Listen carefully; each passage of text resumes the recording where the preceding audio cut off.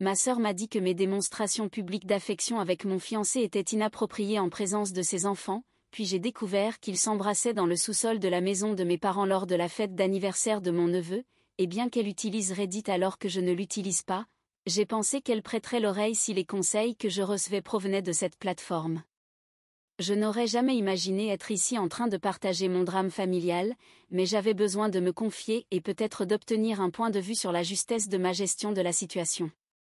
Tout d'abord, laissez-moi vous donner quelques éléments de contexte sur la dynamique de notre famille. Maëv, âgée de 30 ans, et moi, âgée de 20 ans, avons grandi incroyablement proches malgré un écart d'âge de 6 ans, car lorsque nous étions enfants nos parents travaillaient de longues heures et Maëv s'occupait souvent de moi après l'école, m'aidant avec mes devoirs, me préparant des collations et chassant les monstres sous mon lit, étant bien plus qu'une grande sœur, elle était ma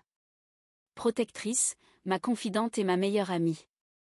Lorsque je suis sortie du placard en tant que bisexuelle à 19 ans, Maëv fut la première personne à qui je le confiai, et je me souviens avoir été terrifiée, même si notre famille était généralement progressiste, car elle m'enlaça fort, me déclara son amour inconditionnel et promit de m'aider à traverser cette épreuve en expliquant à nos parents qu'ils avaient besoin de temps pour assimiler la nouvelle, tout en restant présente à chaque étape, me défendant et les éclairant, allant même jusqu'à assister aux réunions de soutien avec eux pour faciliter leur compréhension, c'est le genre de sœur qu'elle était.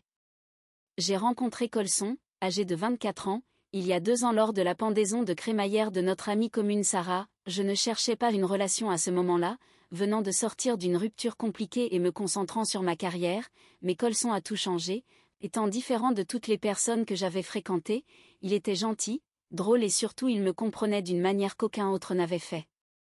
Lorsque je l'ai présenté à ma famille 3 mois après le début de notre relation, Maëv était aux anges, répétant à tout le monde combien nous étions parfaits ensemble et qu'elle ne m'avait jamais vue aussi heureuse, et Colson est rapidement devenu une partie intégrante de notre famille, passant ses week-ends à aider papa à réparer sa voiture vintage, à échanger des recettes avec maman et à jouer pendant des heures avec les enfants de Maëv, d'autant que son mari Eric et Colson sont devenus de bons amis, partant souvent ensemble en sortie de pêche. Lorsque Colson m'a fait sa demande en mariage il y a 6 mois pendant nos vacances dans le Maine, Maëv fut la première personne que j'appelai, elle pleura avec moi au téléphone et commença immédiatement à organiser mon enterrement de vie de jeune fille. C'est pourquoi son comportement au cours du mois dernier a été si déroutant et blessant, commençant par de petits commentaires sur le fait que Colson et moi étions toujours en contact physique ou que nous devrions faire preuve de plus de retenue en présence de ses enfants, et bien qu'au début je n'y prêtais guère attention, pensant que Maëv, toujours un peu surprotectrice envers ses enfants, son fils aîné à 6 ans, suivi de son fils de 4 ans et de leur fille de 2 ans n'agissait que par inquiétude maternelle. Ce dimanche passé les choses s'aggravèrent lors de notre déjeuner familial hebdomadaire chez nos parents, une tradition que nous avons maintenue depuis le mois de mai où j'ai quitté le domicile familial, ces repas étant habituellement le moment fort de ma semaine où tout le monde se réunit pour savourer la nourriture incroyable de maman, partager les nouvelles de chacun et profiter simplement de la vie de famille. Eric était présent avec les enfants et tout semblait normal au début, alors que je passais la majeure partie de l'après-midi à être un toboggan humain pour mes neveux, qui, après avoir récemment regardé un film de super-héros et s'étant convaincus de posséder des pouvoirs spéciaux, démontraient leur force en grimpant sur moi, entre leurs mouvements enthousiastes et leurs interminables jeux, au point que j'étais complètement distraite et ne remarquais pas que Maëv avait entraîné Colson à l'écart. Après le déjeuner, nous nous sommes tous installés dans le salon pour nous détendre, et, comme d'habitude, j'atteignis la main de Colson, un petit geste de connexion que nous partageons depuis le début de notre relation, mais à ma grande surprise, il se retira en me lançant un regard interrogatif et en hochant légèrement la tête, notre signal pour convenir de nous parler plus tard, ce qui me laissa confuse, bien que je ne voulusse pas créer de scène, alors je laissai les événements se dérouler. Ainsi pour le reste de l'après-midi j'ai remarqué que Colson se comportait différemment, il n'était pas exactement froid mais il était assurément plus distant que d'habitude, et le seul contact physique que nous avons eu fut lorsque, ayant une démangeaison sous l'oreille, il guida ma main vers cette zone afin d'éviter de se gratter et de s'irriter, alors j'enroulai simplement mon bras autour de lui et caressai délicatement la zone avec mes doigts, ce qui, en plus de notre habitude de nous tenir la main, constitua la totalité de notre contact physique ce jour-là. Une fois rentré, j'interrogeai immédiatement Colson sur ce qui n'allait pas, c'est alors qu'il me raconta sa conversation avec Maëv. Elle l'avait acculé dans la cuisine et lui avait expliqué que nos démonstrations publiques d'affection étaient inappropriées devant ses enfants, affirmant ne pas vouloir qu'il pose de questions et que nous devions modérer notre comportement. J'étais furieuse, surtout venant de Maëve qui, lors des réunions familiales, s'assoit régulièrement sur les genoux d'Éric, eux deux se touchant constamment, se tenant la main et échangeant de brefs baisers, au point que, la semaine dernière, elle était pratiquement drapée sur lui lors d'une soirée cinéma, alors que chez nos parents, maman et papa font également preuve d'affection en se tenant la main lors de leur promenade du soir et en s'échangeant des baisers d'au revoir, et aucun de nous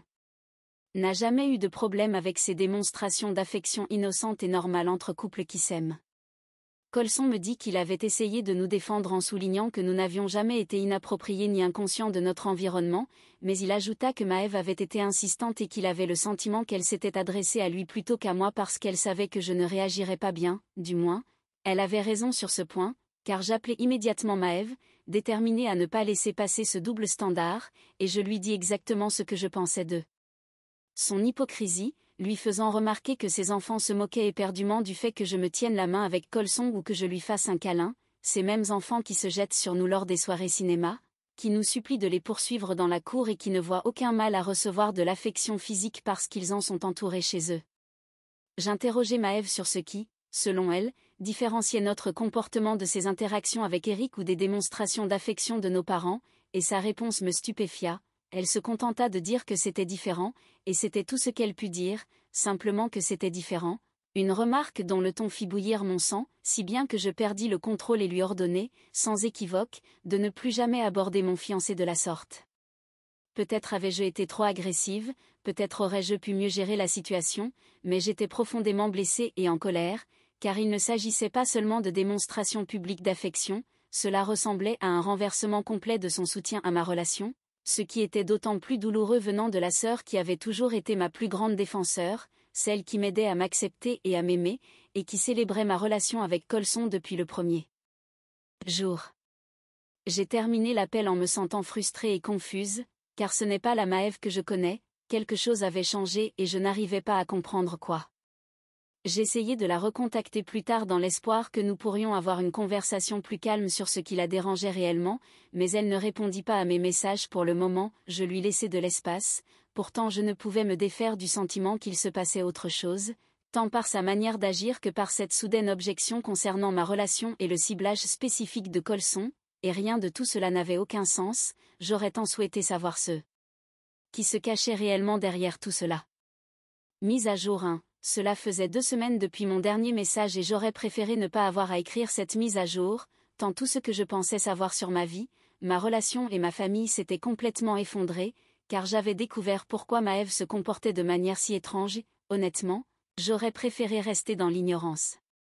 Le week-end dernier, c'était la fête d'anniversaire de Ryan, mon neveu, qui a 6 ans, organisée par mes parents chez eux, puisqu'ils disposent d'une grande cour arrière, idéale pour tous les enfants et activités. Maman avait mis le paquet avec un thème de super-héros, il y avait des décorations partout, des jeux installés dans la cour et même un petit château gonflable, et Ryan était aux anges en courant dans son costume de Captain America. La tension entre Maëve et moi persistait, mais nous tentions toutes les deux de rester unies pour le bien de Ryan, elle ne faisait plus de commentaires sur Colson et moi, et je m'efforçais d'éviter toute situation susceptible de provoquer un conflit. Colson se montrait particulièrement serviable en effectuant des courses, en organisant des jeux et en divertissant les enfants, et avec le recul, je me rends compte qu'il essayait probablement d'apaiser sa conscience coupable. La fête se déroulait en réalité très bien, environ 30 personnes étaient présentes, principalement de la famille, quelques amis de Ryan de l'école ainsi que leurs parents, les enfants s'amusaient énormément avec tous les jeux et activités, les adultes discutaient et passaient un bon moment, et pendant un certain temps, tout semblait redevenir presque normal. Même Éric, qui avait remarqué la tension entre Maëve et moi, semblait détendu et grillait joyeusement des hamburgers avec papa. À mesure que la soirée avançait, les convives commencèrent à rentrer vers 8 heures du soir, et il ne resta qu'environ 10 personnes, uniquement la famille proche et quelques amis intimes. Nous commençâmes tous à ranger en ramassant le papier cadeau, en démontant les décorations et en rangeant les restes de nourriture. Maman se trouvait dans la cuisine en train d'emballer le gâteau pour que chacun puisse l'emporter. Papa et Éric démontaient les jeux dans la cour arrière et j'aidais ma tante à rassembler toutes les tasses et assiettes éparpillées. Je réalisais alors que je n'avais pas vu Colson depuis un certain temps, ce qui n'était pas inhabituel étant donné qu'il aime toujours aider, et je supposais qu'il était allé au sous-sol chercher davantage de sacs poubelles ou peut-être pour remonter les chaises pliantes supplémentaires que nous avions rangées là-bas plus tôt, car il est si prévenant et pense toujours à l'avance à ce qui doit être fait. J'ai décidé d'aller vérifier s'il avait besoin d'aide pour porter quelque chose, car le sous-sol de la maison de mes parents est aménagé mais possède une pièce de rangement séparée où nous conservons les décorations de fête, les vieux meubles et le matériel pour les célébrations. En descendant les escaliers, j'ai entendu des voix étouffées provenant de cette pièce, sans y prêter attention au début puisque des gens montaient et descendaient toute la journée pour chercher des fournitures. Ce que j'ai découvert en ouvrant cette porte restera à jamais gravé dans ma mémoire. Colson était pressé contre le mur, leurs lèvres étaient enlacées dans ce qui n'était manifestement pas leur premier baiser, ses mains reposaient sur la taille de Maëve et les siennes s'enlaçaient dans ses cheveux. Ma sœur et mon fiancé, les deux personnes en qui j'avais le plus confiance au monde, me trahissaient de la pire des manières. Je restais là, figé, mon esprit refusant de comprendre ce que je voyais, comme si j'observais un film sur la vie de quelqu'un d'autre, cela ne pouvait pas m'arriver. Le bruit de mes clés heurtant le sol finit par attirer leur attention, et Maëve s'éloigna brusquement de Colson comme si elle avait été électrocutée, le visage marqué par un mélange de culpabilité et de peur, tandis que Colson demeurait là, semblable à un cerf pris dans les phares d'une voiture. Je ne me souviens plus exactement avoir commencé à crier, mais soudain je me mis à hurler, laissant échapper toute la confusion accumulée et tout ce que j'avais entendu au cours du mois écoulé. J'exigeais de savoir depuis combien de temps cela durait et comment ils avaient pu me faire une pareille chose.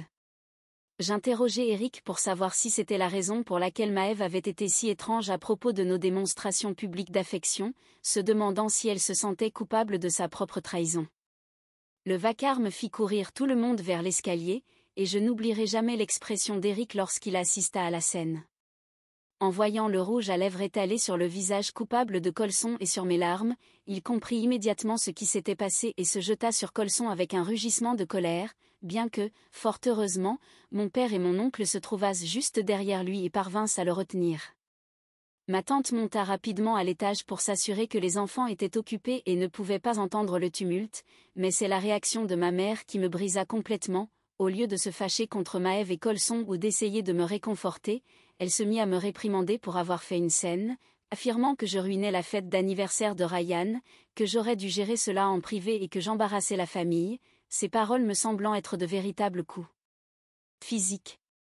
Mon fiancé et ma sœur venaient de briser mon univers, et ma mère ne pensait qu'à préserver les apparences.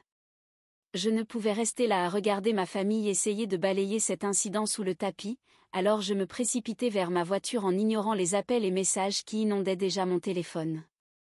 Colson tenta de me suivre en débitant des inepties sur le fait que ce n'était pas ce que cela paraissait, et je lui dis que s'il s'approchait davantage, j'appellerais la police, et je le pensais sincèrement. Les derniers jours avaient été un flou de larmes, de colère et d'incrédulité. Eric m'appela hier, il restait chez son frère en attendant de décider quoi faire.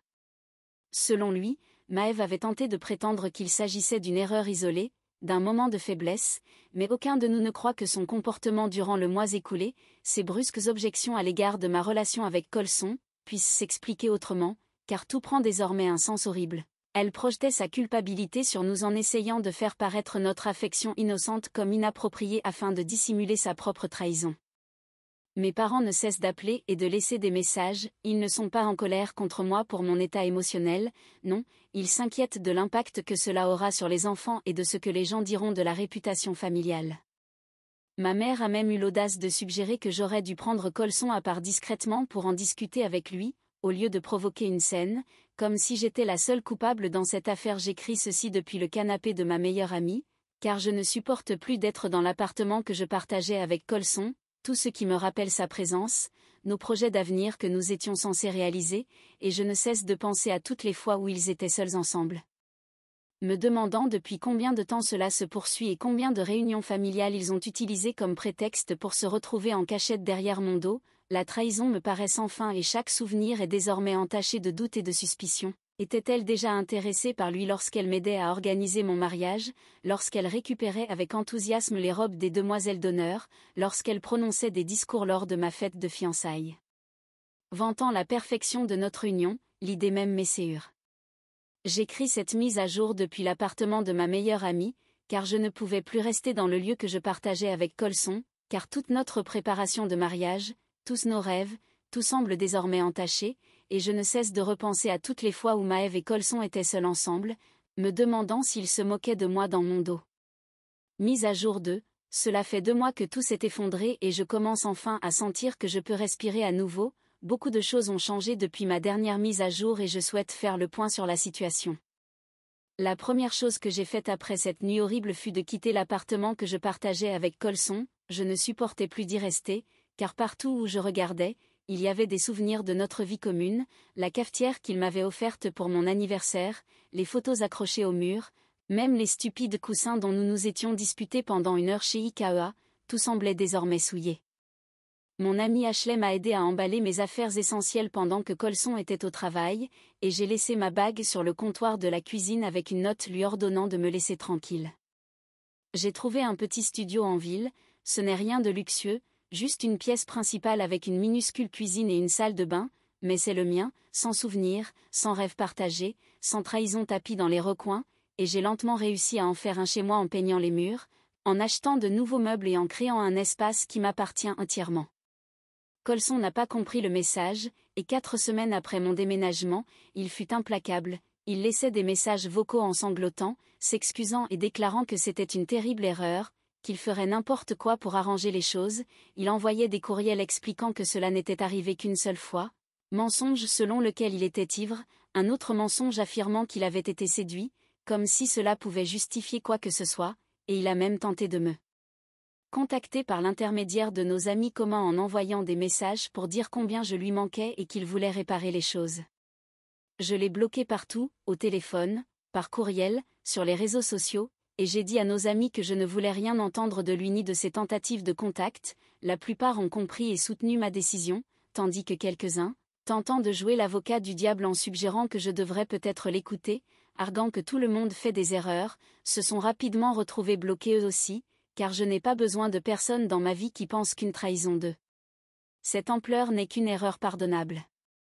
La situation avec ma famille est encore plus compliquée. Eric a déposé une demande de divorce après avoir découvert que Maëv avait menti sur bien plus qu'un simple incident. Ses cours de yoga supplémentaires qu'elle avait commencés il y a quelques mois se sont révélés être des prétextes pour rencontrer Colson au moment où elle prétendait travailler tard, et d'autres mensonges se sont ajoutés, comme des charges sur ses cartes de crédit provenant de restaurants et d'hôtels les jours où elle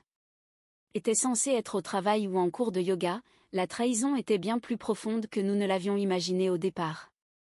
La réaction de mes parents face à tout cela continue de m'étonner et de me blesser, car ils me tiennent encore pour responsable de ce qui s'est passé, affirmant que si j'avais géré la situation de manière plus discrète lors de la fête d'anniversaire, Eric aurait peut-être été prêt à essayer de sauver le mariage de Maëv, et il semble penser que c'est ma réaction en découvrant ma sœur et mon fiancé s'embrasser qui a ruiné le mariage de ma sœur, et non l'infidélité elle-même. Les raisonnements qu'ils avancent pour faire de moi la victime de tout cela sont tout simplement stupéfiants. Je me suis lancé corps et âme dans le travail et dans de nouveaux loisirs pour occuper mon esprit. J'ai commencé à suivre des cours de photographie en soirée au centre communautaire local, une activité que j'avais toujours voulu faire mais pour laquelle je n'avais jamais eu le temps. Lorsque j'étais avec Colson, il trouvait toujours une raison pour m'en dissuader. Il disait que c'était trop cher, que cela prendrait trop de mon temps et que nous devrions plutôt économiser pour le mariage. Maintenant, je réalise qu'il voulait probablement que ces soirées lui soient réservées pour passer du temps avec ma sœur. Mes collègues ont été formidables durant toute cette période, mon patron m'a confié des projets supplémentaires sur lesquels me concentrer, et mon équipe m'a remplacé les jours où tout devenait trop accablant. Je me suis fait de nouveaux amis dans mon cours de photographie, des personnes qui ne connaissent ni mon passé ni mes drames familiaux. C'est rafraîchissant de passer du temps avec des gens qui me connaissent simplement pour ce que je suis, et non comme la femme dont la sœur et le fiancé l'ont trahi de la manière la plus douloureuse. La partie la plus difficile de tout cela est de m'ennuyer de mes neveux et de ma nièce. Mes parents s'assurent de me le rappeler à chaque appel en me disant comment les enfants demandent des nouvelles de leur tante, combien ils regrettent nos soirées cinéma et nos jeux, et ils utilisent cela pour essayer de me culpabiliser afin que je revienne, pour que je pardonne Maëv, pour que je sois la plus grande d'entre nous. Mais je ne peux pas le faire. Ces enfants me manquent terriblement, ils sont innocents dans toute cette histoire, mais les voir signifie voir Maëv et je ne suis pas prête pour cela. peut-être que je ne le serai jamais, certains jours sont plus difficiles que d'autres, parfois je me réveille, pendant un court instant, j'oublie tout ce qui s'est passé, puis la réalité me rattrape brutalement et je dois me rappeler de respirer, mais je deviens plus forte chaque jour qui passe sans colson. Dans ma vie est un jour où j'apprends à me faire confiance à nouveau, et à chaque fois que j'ignore l'un des appels culpabilisants de mes parents, cela me rappelle que je n'ai pas à accepter un comportement toxique simplement parce qu'il vient de la famille. Mise à jour 3. Cela fait 6 mois maintenant et la semaine dernière, ils ont essayé de me contacter. Elle m'a envoyé un long courriel que j'ai dû lire 100 fois, non pas parce que j'envisageais de lui pardonner, mais parce que je ne pouvais pas croire à son audace. Elle y écrivait à quel point elle était désolée, comment elle traversait une période difficile dans son mariage, et qu'elle n'avait jamais eu l'intention de me blesser. Elle disait avoir mis fin à sa relation avec Colson il y a des mois et avoir réalisé l'énorme erreur qu'elle avait commise. Elle y évoquait le fait qu'elle regrettait de ne plus avoir sa sœur et qu'elle souhaitait réparer notre relation. Je n'ai pas répondu et je ne pense pas le faire un jour. Le problème, c'est que ma sœur me manque quand même, mais c'est la sœur que je pensais avoir qui me manque, la personne qui m'a soutenue lorsque j'ai fait mon coming out, qui m'a aidé à affronter les intimidateurs au lycée, qui a célébré mes succès et m'a réconforté lors de ruptures, cette personne n'est plus là, remplacée par quelqu'un que je ne reconnais pas et que je ne souhaite pas connaître. Le divorce d'Eric et de Nat a été finalisé le mois dernier, et il a obtenu la garde partagée des enfants, ce dont je suis contente, car c'est un excellent père et ses enfants ont besoin d'au moins un parent stable dans leur vie. Il passe parfois pour me permettre de passer du temps avec les enfants, nous nous retrouvons dans un parc ou pour prendre une glace, dans un lieu neutre où il n'y a aucun risque de croiser Maëv. Les enfants ne comprennent pas entièrement ce qui s'est passé, mais ils savent que quelque chose ne va pas. Mon neveu aîné m'a demandé la semaine dernière pourquoi je ne vais plus chez eux, je l'ai simplement serré dans mes bras et je lui ai dit que parfois, les adultes ont besoin d'espace les uns des autres. Mes parents pensent encore que je devrais pardonner, et ils ne cessent de répéter que la famille est plus importante que tout et que les sœurs doivent rester soudées quoi qu'il arrive. Maman m'a appelé hier pour me dire que Maëv était en difficulté, qu'elle avait perdu du poids et semblait déprimée. Je pense qu'elle s'attendait à ce que je ressente de la culpabilité ou de l'inquiétude, mais tout ce que j'ai ressenti, c'est de la colère. Où était cette sollicitude quand j'étais celle qui souffrait ? Où était cette mentalité de mettre la famille en premier lorsque j'avais besoin de leur soutien ?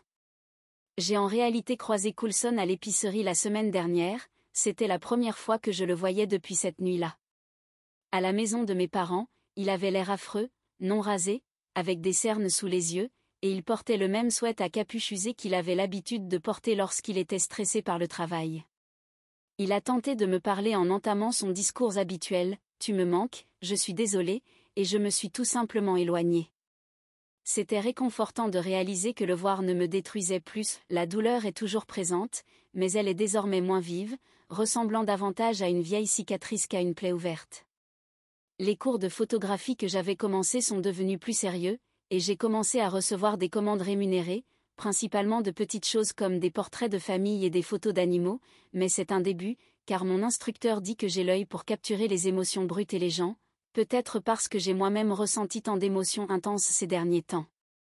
J'ai également commencé à enseigner un cours de photographie pour débutants au centre communautaire, et c'est agréable de partager quelque chose qui me passionne avec les autres. Je vais mieux maintenant, même si j'ai encore des jours difficiles où mon ancienne vie me manque, où je me demande comment les choses auraient été différentes si je n'étais pas descendue dans ce sous-sol cette nuit-là, mais ces jours se font de plus en plus rares. J'ai appris que certaines relations ne peuvent pas être réparées et que certaines trahisons blessent trop profondément pour être pardonnées, plus important encore, j'ai appris que c'est acceptable, je ne dois de pardon à personne simplement parce qu'il s'agit de la famille ou parce qu'ils disent être désolés. Mon ami Ashley m'a demandé récemment si je regrettais la manière dont j'avais géré la situation, si j'aurais préféré rester silencieuse cette nuit à la fête, comme mes parents le souhaitaient, je lui ai répondu non, la vérité aurait fini par éclater de toute façon, et ainsi, je sais exactement qui sont les gens et où se situe leur loyauté. Ce n'est pas la vie que j'avais planifiée, mais peut-être est-ce la vie dont j'avais besoin, une vie où je suis plus forte, plus indépendante et entourée uniquement de personnes qui me soutiennent vraiment.